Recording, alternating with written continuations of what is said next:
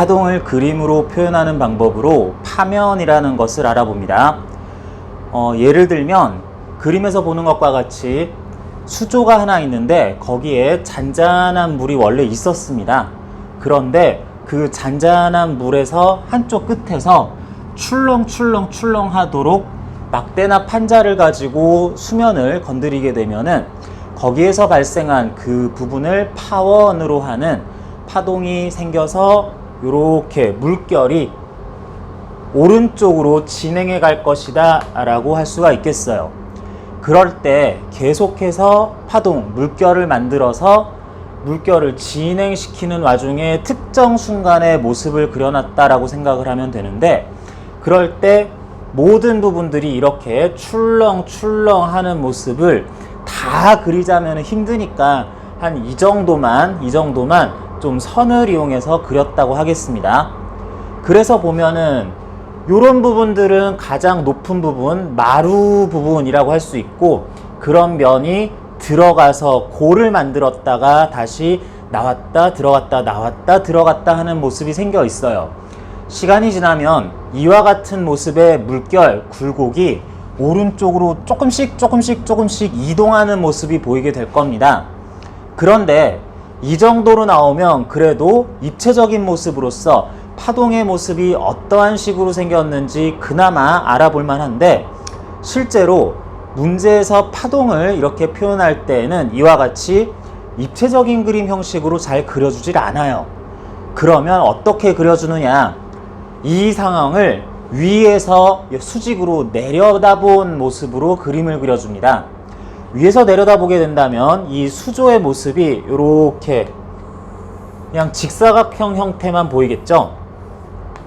그런데 이 위에서 쭉 내려다보면 그 파면이, 파동의 모습이 올라갔다 내려갔다 올라갔다 내려갔다 하는 것이 티가 잘 안 나죠. 그렇기 때문에 이것을 잘 보여주기 위한 약속이 있는데, 여기서 보면 특징적인 점이, 특정 지점들이 올라와 있는 마루들이 쭉 있겠습니다. 이 지점들을 쭉 이어줘요. 마루들을 쭉 이어준 다음에 그 마루들을 이은 가상의 선이 있다라고 생각을 하면서 그 선들을 위에서 내려다본 이 모습에 대해서도 쭉 그려주고 요렇게 나타나겠다. 그러면 간단하게 파면이라는 것이 만들어지겠다 할 수 있는데, 파면, 지금 여기에서 그린 높이가 똑같은, 특히 마루로서 똑같은 부분들을 다 이은 선 하나를 다 파면이라고 하겠습니다. 이거 선인데 왜 파면이라고 하나요? 그랬을 때 파동에는 이처럼 그냥 오른쪽으로 진행하면서 이렇게 생긴 마루들이 이렇게 생긴 것들도 있지만, 입체적으로 퍼져나가는 파동도 또 있을 거기 때문에 그런 경우에는 조금 어려운 말로 위상이 같은 지점이라고 할 텐데, 위상이 같은 지점들을 쭉 이으면 면의 모양이 또 되기도 해요. 그래서 이걸 파면이라고 부른다라고 알면 되겠고, 그랬을 때 이 마루 부분들, 꼭대기 지점들을 이은 선들을 마루선이라고 합니다. 마루선이라고 하고요. 그리고 요 좀 애매한 지점들은 놔두고 골을 이어놓은 선들은 어느 정도 그림에서 표현할 때도 있어요. 주로 점선으로 표현하게 되는데, 그것들도 마찬가지로 그림에서 그려주면 마루 가운데 지점에 점선들이 들어가겠죠. 요런 것들을 골선이라고, 요건 마루선, 요건 골선 이렇게 할 수 있는데, 보통은 마루선만 그려주는 경우도 많이 있습니다. 그런데 여러분들이 이제 이것과 매우 유사하면서도 이미 잘 알고 있는 개념이 등고선이에요. 등고선은 어때요? 지도에다가 선을 이렇게 그려 놓으면은, 지도를 봤을 때 선이 이렇게 그려져 있으면, 이렇게 그려져 있으면, 이 부분에 비해서 높이가 높고 높은 부분이겠구나. 중간에 경사가 적당히 이루어지면서 이게 산이겠구나, 뭐 이런 생각을 할 수 있죠.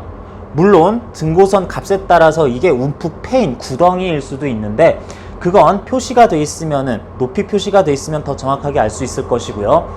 그런 것처럼 이 그림도 이렇게 파동의 모양이 쭉 나와 있을 때 등고선을 그리는데, 특히 꼭대기만, 마루 지점만 한 선으로 쭉 그려놨다 라고 생각하면 되겠어요.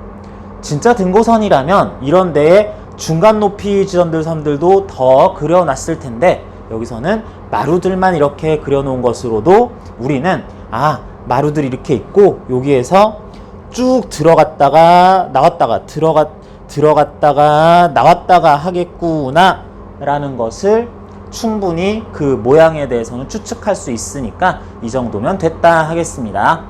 그런 파면을 그렸을 때 파면이 가지는 특성을 좀 몇 가지 얘기를 하려고 합니다. 파면의 특성은 먼저 보통의 경우에 이 파면들은 이 골은 잘 그리지 않을 때가 많고요.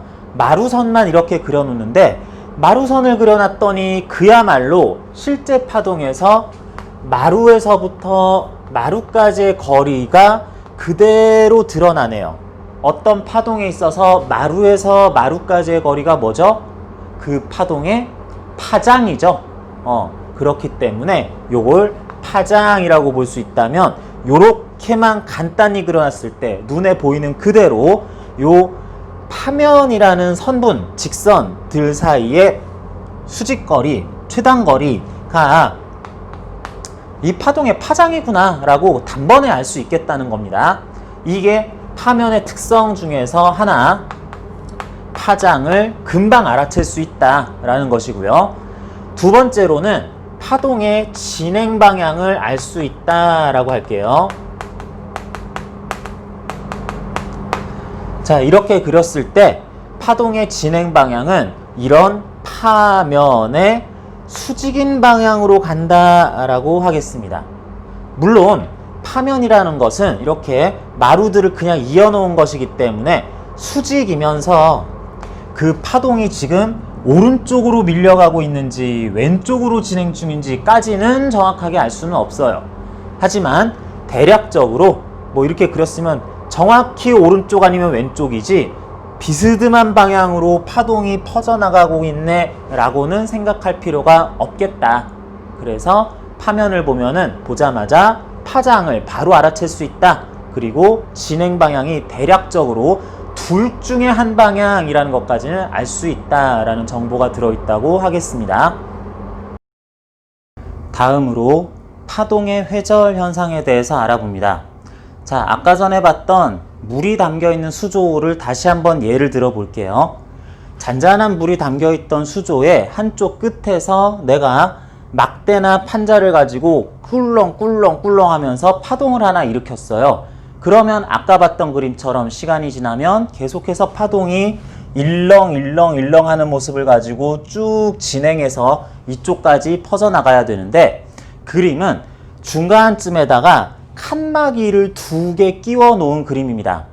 칸막이를 2개 끼워 놓으면 이게 완전히 그냥 양쪽을 분리시키는 칸막이라면은 아예 이쪽은 파동이 진행하다가 막힌다, 이쪽은 계속 잔잔하다 할 것인데, 이게 중간에 뚫려 있는 요런 모습으로 있다면 전체적으로 물결이 진행하다가 여기는 막히고 중간에 뚫려 있는 부분으로는 파동이 계속 진행을 해 나갈 거예요. 그런데 여기서 진행해 나가던 파동이 이 뒤쪽 수면에서는 어떻게 보일 것이냐 하는 것인데, 오히려 이런 식으로 그려 놓으니까 상황에 대해서 이해하기가 조금 더 어려운 것 같습니다. 그래서 앞에서 공부한 파면 표현으로 이와 같은 상황을 다시 한번 그려볼게요. 똑같은 수조를 물 부분을 내가 위에서 내려봤다라고 한다면 완전히 위에서 내려단 모습은 이렇게 될 것이고, 그리고 중간쯤에 껴있는 이 2개의 판때기, 요 두 부분의 경막이라고 할 수 있는 부분이 요렇게 중간에 사이 공간을 약간 두면서 이렇게 칸막이가 있는 모습까지도 보일 겁니다. 그리고 왼쪽에서 오른쪽으로 진행하도록 끝에서 일으킨 파동은 여기에서 파면을 이와 같이 만들면서 진행 중일 것이고요.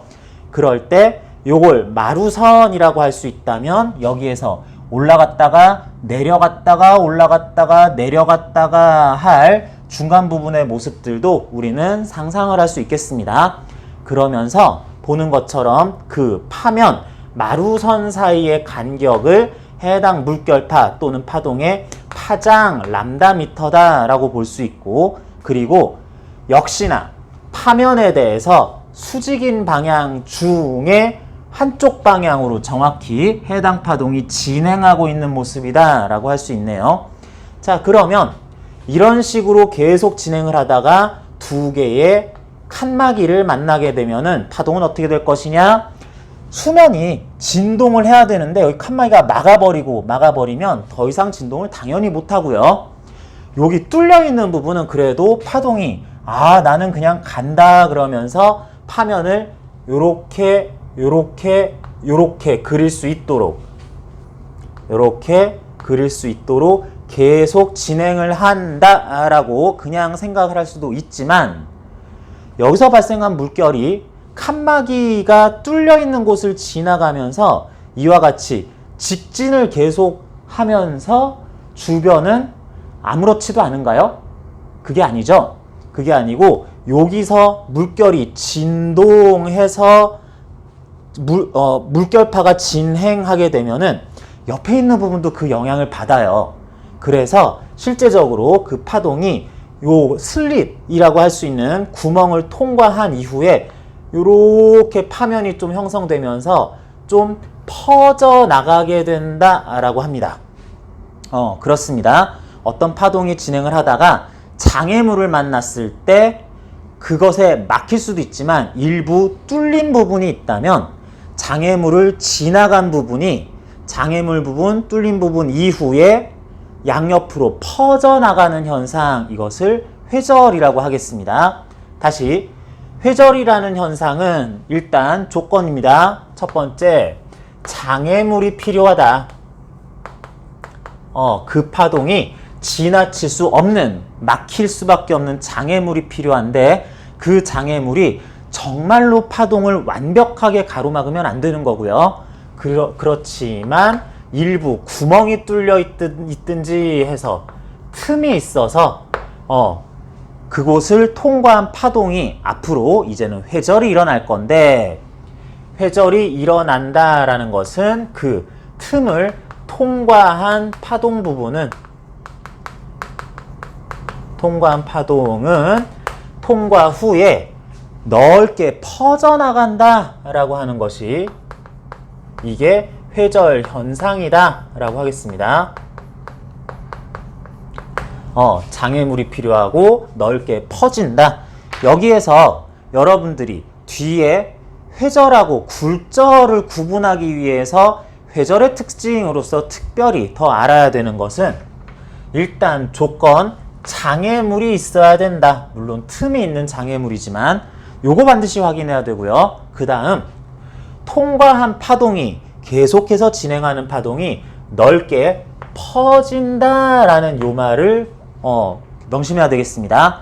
무슨 얘기냐? 파동이 진행하던 와중에 방향이 뭔가 직진이 아닌 뭔가 휘는 듯한 현상 비슷한 게 나타나는 게 회절이기는 한데, 회절은 진행을 하다가 가던 방향도 가면서 옆으로도 더 퍼지는 게 회절이다. 상대적으로 뒤에 얘기할 건데, 굴절은 진행하던 파동이 어떤 현상 때문에, 어떤 상황 때문에 퍼지는 게 아니라 아예 그 방향을 꺾어버릴 거다. 직진하던 방향으로는 오히려 파동이 도착을 안 하고 꺾어서 갈 것이다 라고 하는 것이, 이게 굴절이라고 생각하면 되겠습니다. 어쨌든 가장 중요한 조건은 역시 장애물이 등장한다 라고 할 수가 있겠고요. 그랬을 때, 자, 지금 보는 것처럼 적당히 파장 람다 값을 가지는 파동이 쭉 발생해서 가다가 장애물을 만났을 때 요 정도 퍼져나간다 라는 게 하나가 있을 때, 상대적으로 진행하다가 통과한 다음에 이만큼씩 퍼져나간다 라는 상황도 생각을 할 수 있겠네요. 처음에 그렸던 것은 진행하던 파동이 틈 너비만큼에 대해 약간씩 더 커지면서 퍼지는 모습인데, 다음에 그린 그림은 이와 같이 확 커지는, 더 심하게 퍼지는 현상을 보여주는 거라고 할 수 있습니다. 그랬을 때 뒤에 그린 빨간색 그림처럼 많이 퍼지는 현상을 당연히 회절이 더 많이 됐다라고 할 수가 있는데, 회절이 많이 되었다, 잘 된다 라고 할 수 있을 텐데, 과연 어떤 파동이 어떠한 또 조건에서 회절이 잘 될 것이냐, 그걸 또 여러분들이 하나 기억을 해야 되겠습니다. 회절이 상대적으로 더 잘 될 조건, 회절의 조건이 아니라 잘 될 조건입니다. 회절은 뭐 한다는 전제하에 두 가지가 있는데요. 첫 번째 조건, 내가 만든 파동이 파장이 길수록 회절은 많이 돼요.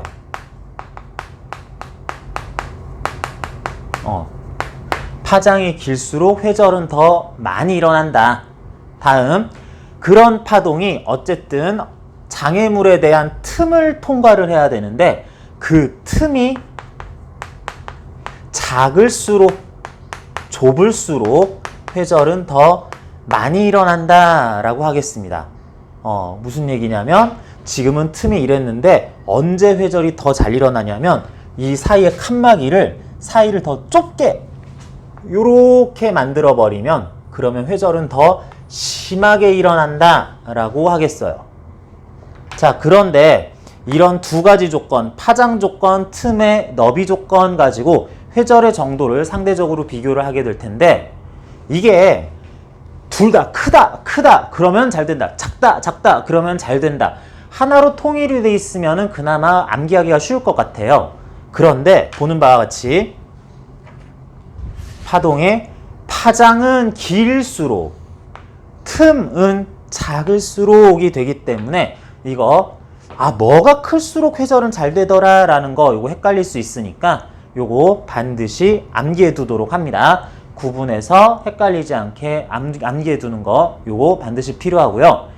회절이라는 것은 일단 다른 파동의 일반 성질도 마찬가지지만 계속 물결파를 예로 들면서 얘기하고 있는데, 다른 파동들, 소리라든지 빛이라든지 이런 것들에 대해서도 얼마든지 적용될 수 있는 것이기 때문에, 물결파가 파장이 길다, 소리가 긴 파장의 소리, 짧은 파장의 소리일 때 어떻게 되느냐, 빛이 좁은 틈, 넓은 틈을 통과하는데 뒤에선 어떻게 될까 하는 것들, 다 장애물에 대해서 회절이 일어난다 그랬을 때 언제, 얼마나 심하게 일어날 것이냐라는 것들은 공통 조건을 그대로 쓸 수 있겠습니다.